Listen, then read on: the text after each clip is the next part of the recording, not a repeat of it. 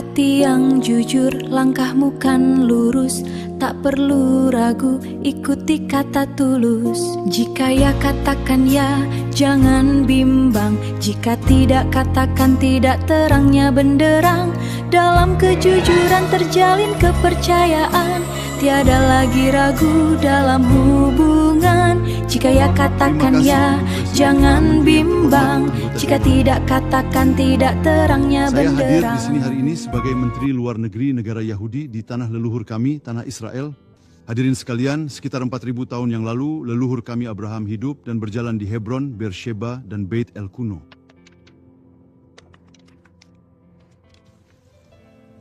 Lebih dari 3.000 tahun yang lalu, Raja Daud menetapkan Yerusalem sebagai ibu kota kami.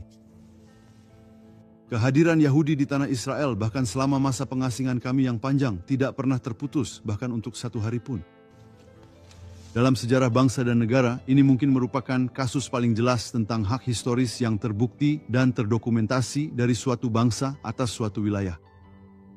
Sungguh menakjubkan ada begitu banyak kekuatan-kekuatan yang mencoba menggantikan kebenaran sejarah dengan kebohongan modern. Kebenarannya sederhana.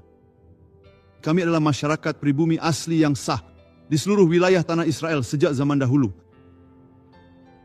Temuan arkeologis di situs-situs kuno kita, termasuk kota Daud, tembok barat, Tanas, dan lainnya, menceritakan sejarah tanah kita. Pegangan kendi ini berasal dari kerajaan Yehuda 2.700 tahun yang lalu.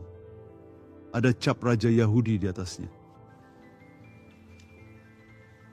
Koin ini, koin kecil ini, dari hampir 2.000 tahun yang lalu bertuliskan kebebasan untuk Zion. Ditemukan di padang gurun Yudea, koin ini dicetak pada tahun kedua dari pemberontakan besar Yahudi melawan Romawi.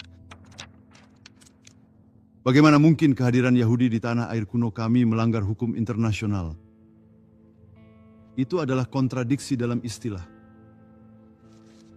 Pada tahun 1917, pemerintah Inggris mengeluarkan deklarasi Balfour yang bersejarah untuk membangun kembali tanah air nasional bagi bangsa Yahudi di tanah kami, di tempat-tempat yang sama di jantung tanah leluhur kami. Tempat yang Anda klaim orang Yahudi dilarang tinggal dan yang diduga melanggar hukum internasional, Anda akui sebagai bagian dari tanah air nasional bagi bangsa Yahudi. Saya ingin memperlihatkan sebuah peta dari mandat Inggris. Tapi saya akan memberi penjelasan terlebih dahulu untuk Menteri Luar Negeri Yordania yang saya tahu akan segera datang. Kami tidak memiliki klaim atas Transjordania. Saya ingin hal ini jelas. Tetapi ini adalah peta deklarasi Balfour dari mandat Inggris. Di sini ada Yudea dan Samaria. Sebagian dari Anda menyebutnya tepi barat. Pada tahun 1921, Menteri Negara untuk Urusan Koloni saat itu, Winston Churchill, berkata saat berkunjung ke tanah Israel, sudah jelas benar bahwa orang Yahudi harus memiliki tanah air nasional dan di mana lagi itu bisa berada? Bisa. Tetapi di tanah ini, yang selama lebih dari 3.000 tahun telah mereka hubungkan secara intim dan mendalam. Pada tahun 1922, pendahulu PBB, Dewan Liga Bangsa-Bangsa, menugaskan Inggris untuk membangun kembali tanah air nasional Yahudi. Ibu Presiden yang terhormat, kira-kira apa sajakah hal yang sebenarnya masih tersisa dari seluruh warisan tradisi sejarah yang sangat agung, milik Balfour dan Churchill? Klaim-klaim dalam diskusi ini, seperti banyak diskusi lainnya, hanyalah contoh lain dari obsesi munafik terhadap keberadaan Yahudi di jantung tanah kecil kami. Klaim bahwa orang Israel tidak boleh tinggal di Yudea dan Samaria tidak hanya bertentangan dengan hukum internasional dan deklarasi Balfour Inggris sendiri. Itu adalah pandangan yang secara moral menyimpang. Bagaimana mungkin orang Yahudi diizinkan tinggal di London, Paris, atau New York, tetapi tidak di tempat lahir peradaban kami sendiri, Yerusalem kuno, yang Anda sebut Yerusalem Timur, Shiloh, Hebron, dan Beit El? Ibu Presiden, ini adalah negara kami. Ini bukan 30.000, 13.000 kilometer dari negara kami, seperti Kepulauan Falkland, yang oleh Argentina disebut Kepulauan Malvinas, sebuah sengketa yang hingga hari ini belum Anda selesaikan dengan Argentina. Hadirin sekalian, Kesepakatan abad ini Presiden Trump tahun 2020 menegaskan bahwa komunitas kami di Yudea dan Samaria akan tetap utuh dalam perjanjian permanen apapun. Akan ada perdamaian suatu hari nanti. Perdamaian itu tidak akan tercapai dengan memindahkan orang dari rumah mereka, baik Yahudi maupun Arab, tidak satu pun dari mereka. Gagasan bahwa komunitas Yahudi adalah penghalang perdamaian sungguh keterlaluan. Hal itu tidak sesuai dengan realitas saat ini maupun masa lalu di Yudea dan Samaria. Dengan segala hormat, kami tidak akan mengorbankan warisan, keamanan, dan masa depan kami hanya demi meredakan kesulitan politik dalam negeri negara lain. Israel menandatangani perjanjian Oslo, dan yang didapat adalah intifada berdarah berupa serangan bunuh diri. Israel secara sepihak menarik diri dari Gaza pada tahun 2005. Kami membongkar komunitas kami, pangkalan militer kami, bahkan makam-makam kami. Yang kami terima adalah negara teroris terbesar di dunia di Gaza dan pembantaian 7 Oktober. Kapan kalian akan mengerti? Kami tidak akan mempertaruhkan keberadaan kami sendiri. Para anggota yang terhormat, otoritas Palestina yang dibentuk berdasarkan perjanjian Oslo secara terang-terangan melanggar perjanjian-perjanjian yang menjadi dasar pendiriannya. PA berkomitmen untuk memerangi teror dan hasutan, namun kalian tidak akan menemukan teroris di penjara-penjara itu. Selain itu, otoritas Palestina memberlakukan kebijakan upah yang menyimpang, memberikan gaji kepada para teroris dan keluarga mereka. Mengapa tidak ada satupun dari kalian mengatakan sesuatu tentang hal itu? Siapapun.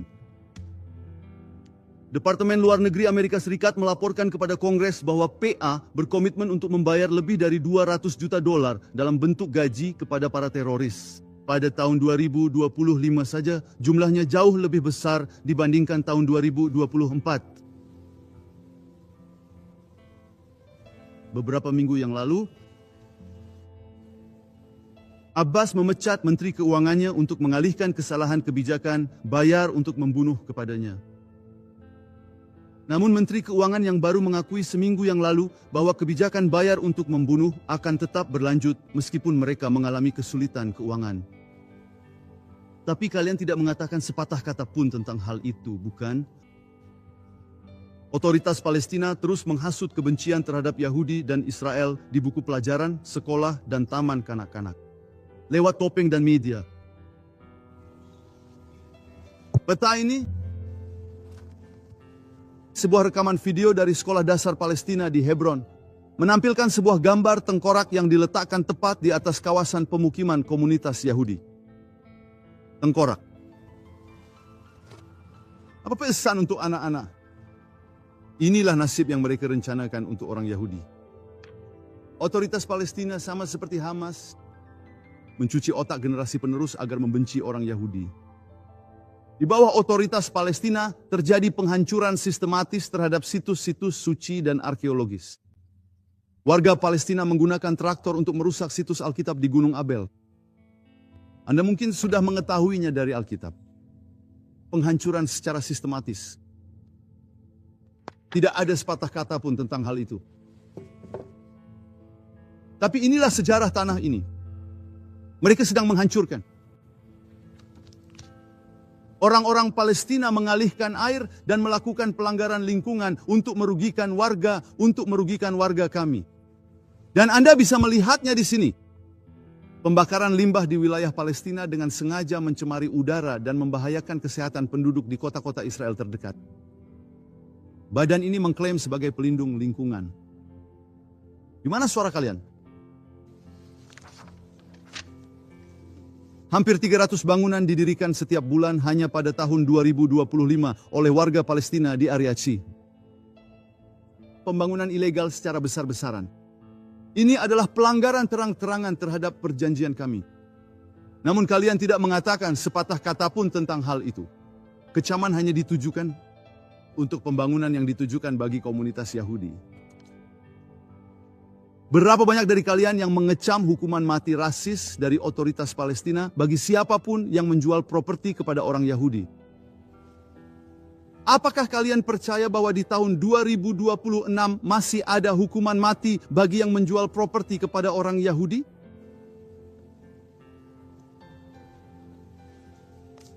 Hukum Yordania yang berlaku untuk apa yang kalian sebut. Tepi barat melarang penjualan properti kepada siapapun yang bukan Arab, baik Yahudi maupun non-Yahudi, Amerika, Tiongkok, Rusia. Berapa banyak dari kalian yang mengecam keputusan kabinet Israel minggu lalu untuk membatalkannya? Benarkah kalian percaya bahwa undang-undang rasis seperti ini seharusnya masih ada di tahun 2026? Pilihan apa yang kami miliki selain memperbaiki ketidakadilan yang menyimpang ini?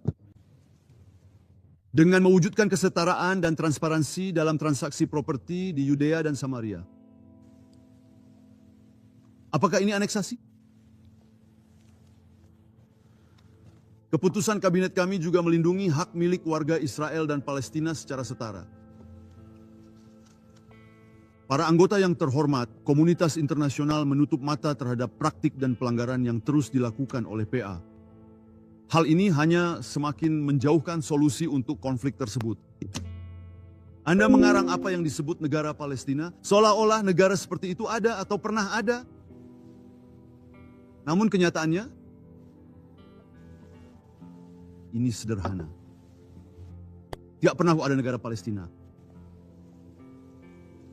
Anda berbicara tentang wilayah yang diduduki.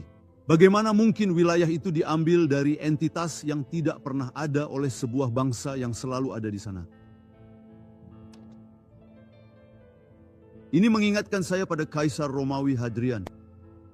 Dia menghancurkan Yerusalem dan membangun kota baru di atas reruntuhannya pada tahun 130 M, menamainya Ilia Capitolina. Tujuannya adalah untuk menghapus ingatan tentang ibu kota Yahudi.